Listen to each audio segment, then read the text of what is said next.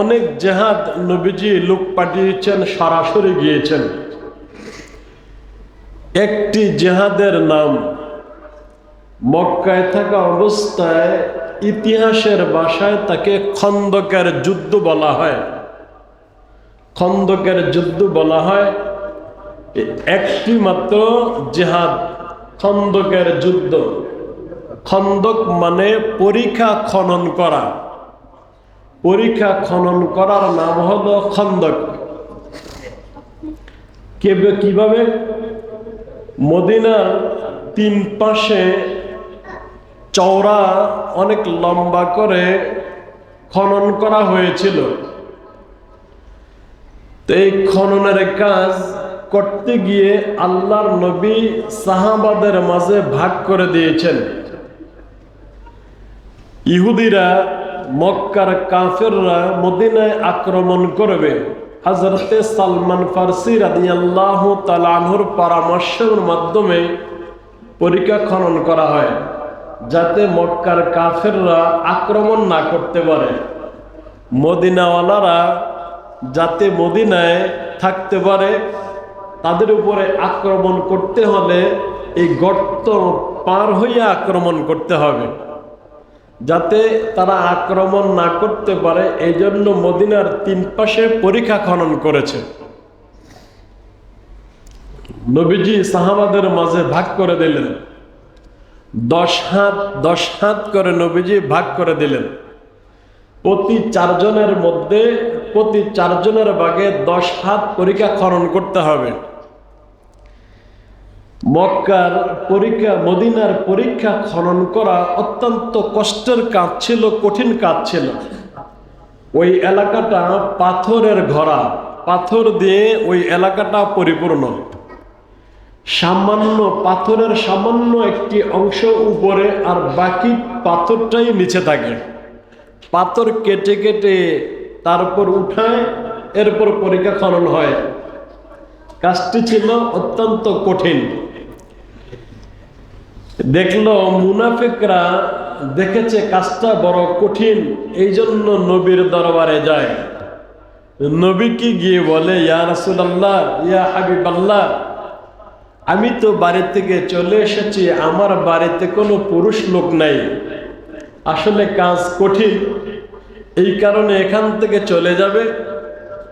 আমার বাড়িতে পুরুষ লোক নাই, অতএব বাড়িতে চুরি হয়ে যাবে, আমাকে এজাজত দেন, আমি বাড়িতে চলে যাব। মুনাফিকরা বিভিন্ন বাহানায়, বিভিন্নভাবে বিভিন্ন বাহানায় মুনাফিকরা নবীর কাছ থেকে ছুটি নিয়ে তারপর এরা চলে যাওয়া শুরু করেছে।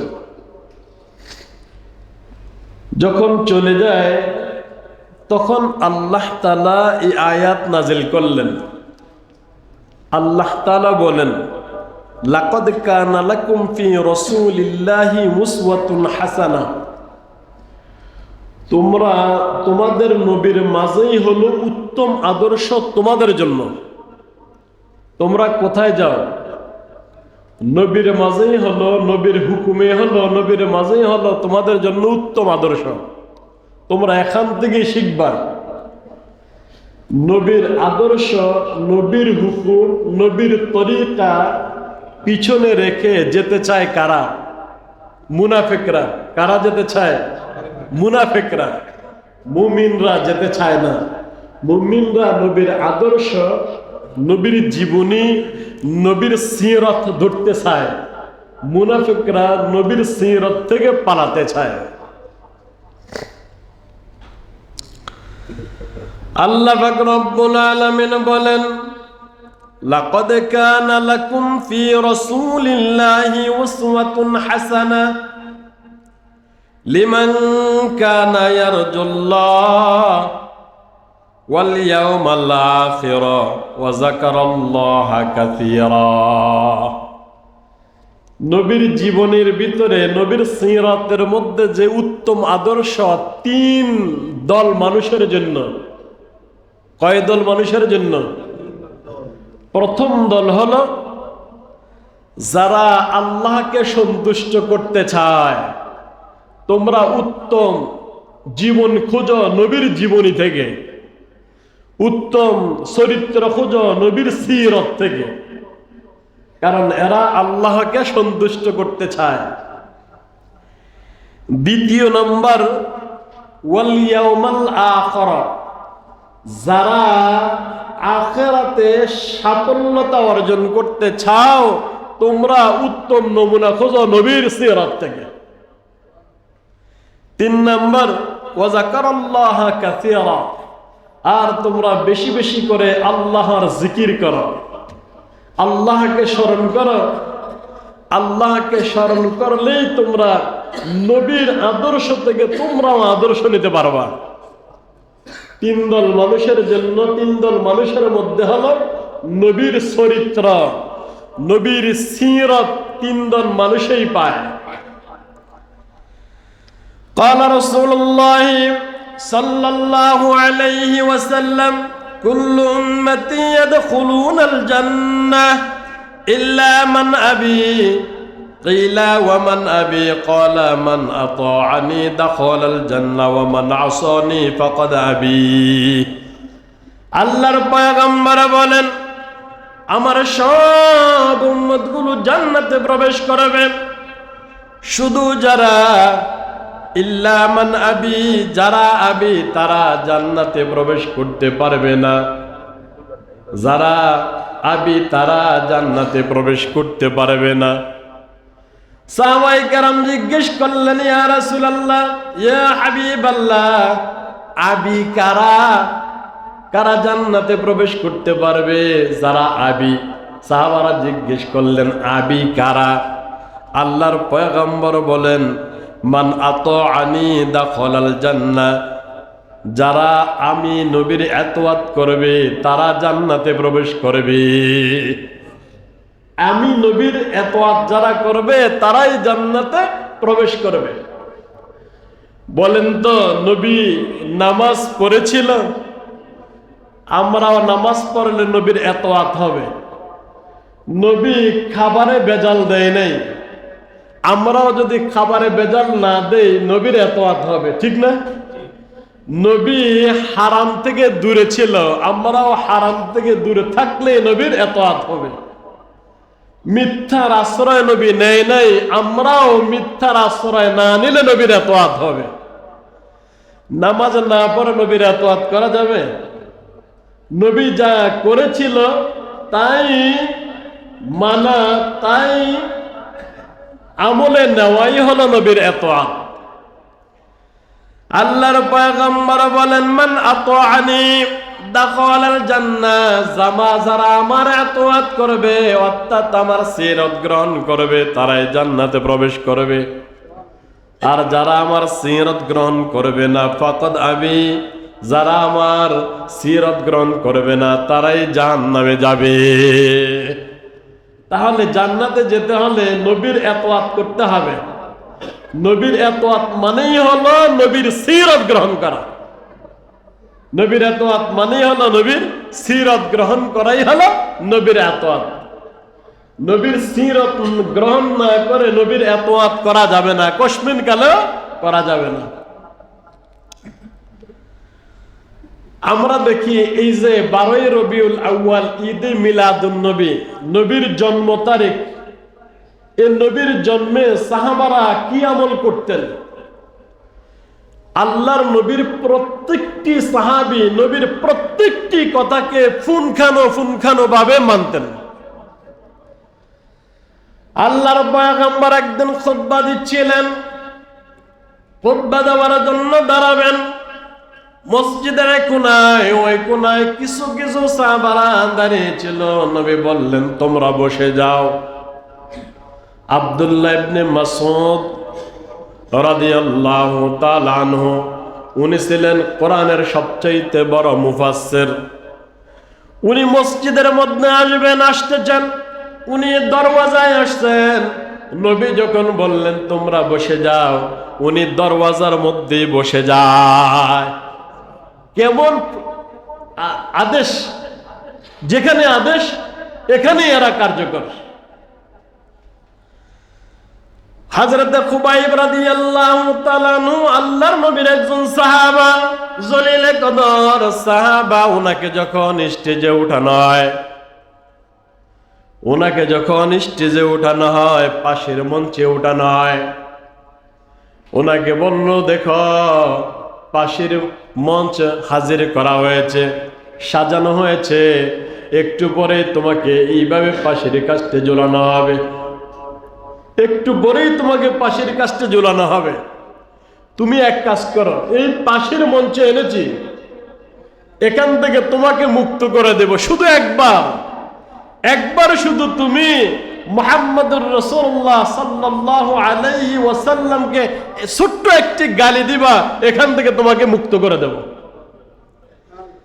হযরত খুবাইব রাদিয়াল্লাহু তাআলা বলেন, আমি আল্লাহর পয়গম্বরের একজন সাহাবা,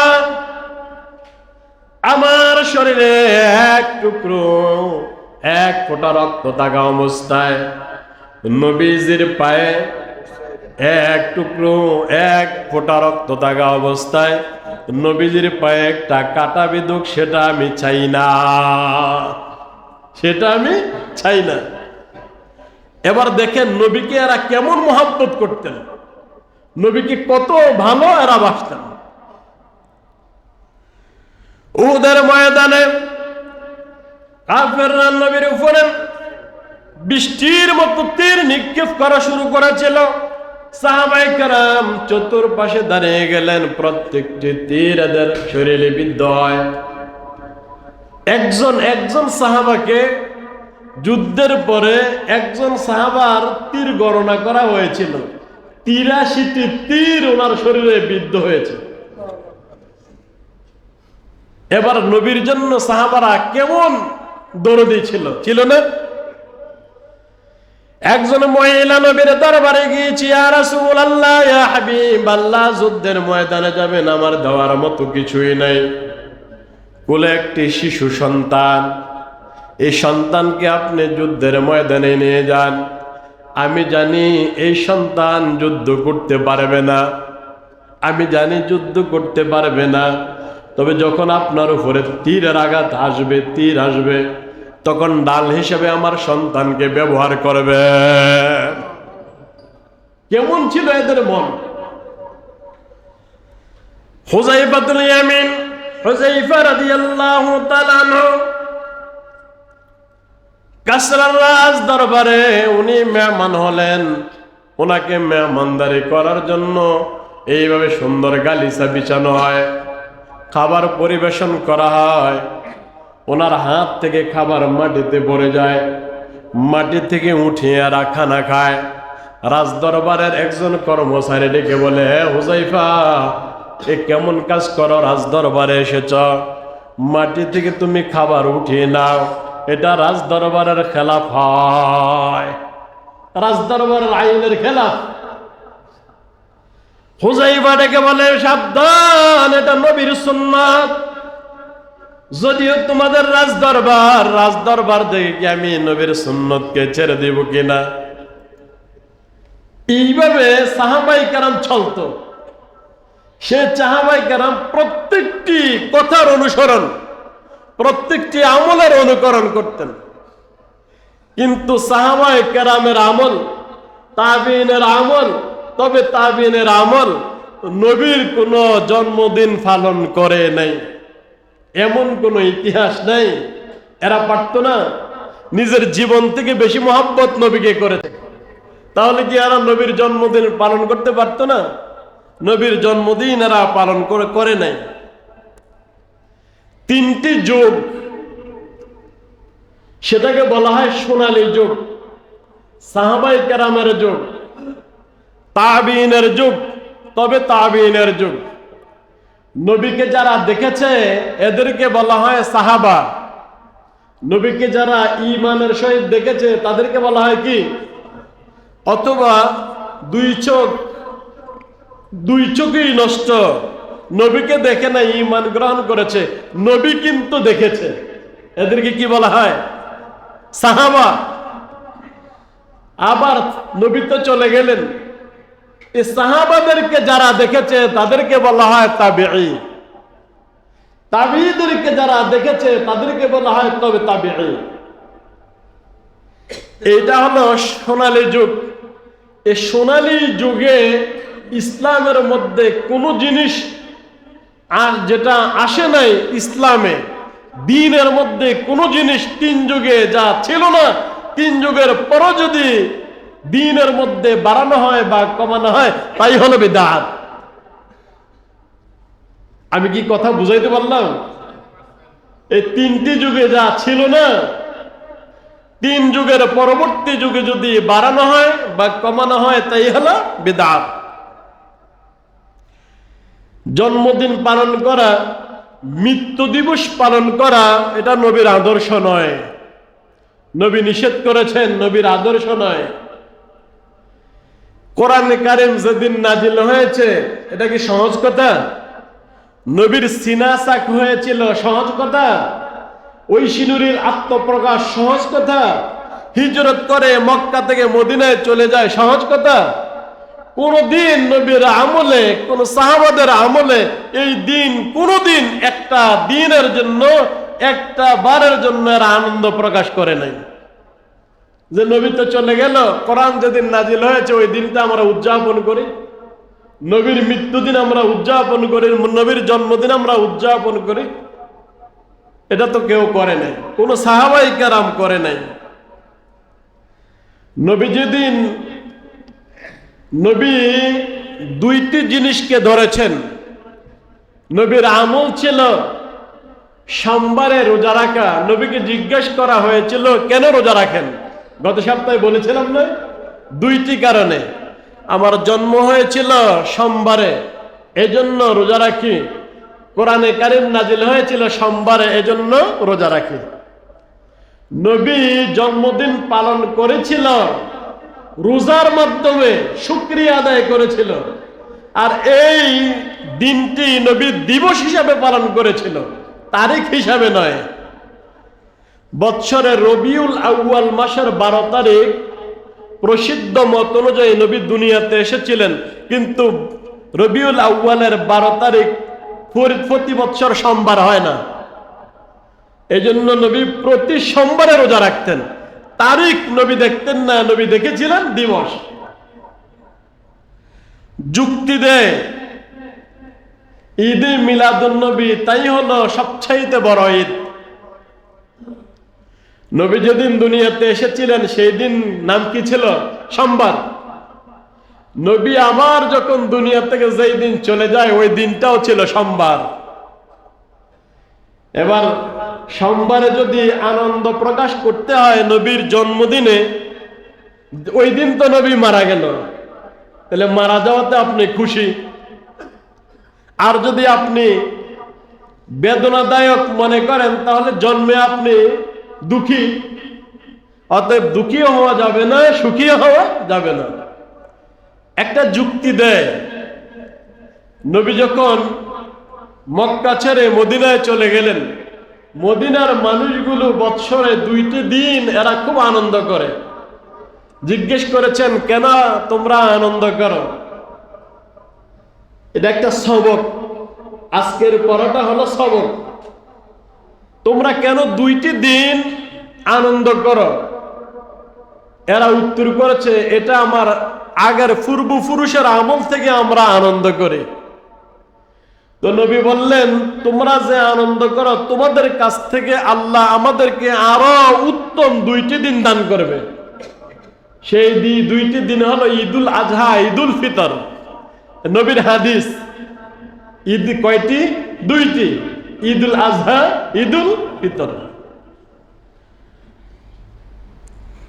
সবচাইতে বড় ঈদ ঈদে মিলাদুন নবী। এলে এখানে ঈদ আরেকটা লাগাইলো না? তো নবীর হাদিসের বিরোধিতা করলো না? যুক্তি হলো এই দিন আমরা যদি ঈদ না করি তো আর কোন দিন ঈদ করব? নবীর এই দিনেই তো, নবীর জন্ম নেওয়ার কারণেই তো আমরা কোরবানির ঈদ পেয়েছি, রমজানের ঈদ পেয়েছি। নবী যদি জন্মগ্রহণ না করতেন কোরবানি ঈদও পাইতাম না, আমরা রমজানের ঈদও পাইতাম না। এই জন্য ঈদ, সারা ঈদ হলো ঈদে মিলাদুন নবী। আসলে নয়, নবী বলেছিলেন ঈদ মাত্রই দুইটি, অতএব আমি আপনি বাড়ানোর কোনো সিস্টেম নেই যে আমরা আরেকটি ঈদ বাড়াবো। এটাই হলো নবীর সিরাত। নবী যা বলেছেন তাই ধরতে হবে, তার উপরে আমল করতে হবে। ঈদে মিলাদুন নবী এসেছিল কোত্থেকে, কখন থেকে তার আবিষ্কার? নবী যখন দুনিয়া থেকে চলে যান, দুনিয়া থেকে চলে যাওয়ার 700 বছর পরে, কত বছর পরে? 700 বছর পরে মৌলভী আব্দুস সামি উনি লেখেন আনোয়ারে সাত্তাহ কিতাবের নাম। এই কিতাবের মধ্যে উনি লিখেছেন নবী মারা যাওয়ার 700 বছর পরে এসেছে ঈদে মিলাদুন নবী। আসার প্রয়োজন কি ছিল? খ্রিস্টানরা ক্রিসমাস ডে পালন করে, ঈসা নবীর জন্মদিন পালন করে 25শে ডিসেম্বর। এটা আশেপাশের মুসলমান কান্ট্রিগুলোতে প্রভাব পড়ে। এরা মনে করেছিল আমরাও তো আমাদের নবীর জন্মদিন পালন করতে পারে। তখন থেকে এরা পালন করা শুরু করেছে। নবীর যুগে ছিল না, সাহাবাদের যুগে ছিল না, তাবিনের যুগে ছিল না, তবে তাবিনদের যুগে ছিল না। নবী যাওয়ার 700 বছর পরে তার আবিষ্কার। তাহলে 3টি স্বর্ণযুগ যদি না পাওয়া যায়, যে আমল করা হয় 3টি যুগের পরে, সেটি হলো বেদাত। যদি ঈদ মিলাদুন নবী না পালন করে তাহলে হয় ওয়াহাবি। 700 বছর আগে এরা তো পালন করে নাই, সাহাবারা করে নাই, তাবিনরা করে নাই, তবে তাবিনরা করে নাই, তাহলে এরাও তো ওয়াহাবি, ঠিক না বেঠিক? তাহলে এরাও তো ওয়াহাবি হয়। আসলে আল্লাহ তাআলা আমাদেরকে সঠিক সহিহ বুঝ দান করুন। নবীর যে মোহাব্বতের তুলনা দিতে গিয়ে আমরা সিরতকে ভুলে যাই। আল্লাহর পয়গম্বরকে প্রশ্ন করেছেন, ইয়া রাসূলুল্লাহ, ইয়া হাবিবাল্লাহ, মাতা আকুনা মুমিনান খালিসান? ইয়া রাসূলুল্লাহ, ইয়া হাবিবাল্লাহ, আমি কখন খালেস মুমিন হব? কি কাজ করলে আমি খালেস মুমিন হওয়া যায়? কি কাজ করলে আমি খালেস মুমিন হতে পারবো? আল্লাহর পয়গম্বর বলেন, তুমি যদি আল্লাহকে মুহাব্বত করতে পারো তাহলে তুমি খালেস মুমিন হতে পারবা। আবার সাহাবারা জিজ্ঞেস করলেন, ইয়া রাসূলুল্লাহ, ইয়া হাবিবাল্লাহ, আমি কিভাবে আল্লাহকে মুহাব্বত করতে পারবো? আল্লাহর পয়গম্বর বলেন, যদি তুমি আল্লাহর রাসূলকে মুহাব্বত করতে পারো তাহলে আল্লাহকে তুমি মুহাব্বত করতে পারবা। আবার সাহাবায়ে জিজ্ঞেস করলেন, ইয়া রাসূলুল্লাহ, ইয়া হাবিবাল্লাহ, আমি কিভাবে নবীকে মুহাব্বত করলে হবে? কিভাবে নবীকে মুহাব্বত করতে হবে? কিভাবে হবে নবীকে মুহাব্বত করলে মুহাব্বত? কেমনে মুহাব্বত করলে নবীর মুহাব্বত হবে? আল্লাহর পয়গম্বর বলেন, ক্বালা রাসূলুল্লাহ সাল্লাল্লাহু আলাইহি ওয়াসাল্লাম, মান আহাব্বা সুন্নতি ফাকাদ আহাব্বানি ওয়া মান আহাব্বানি কানা মাই ফিল জান্নাহ। আমি নবীকে মুহাব্বত করতে চাইলে আমার সুন্নত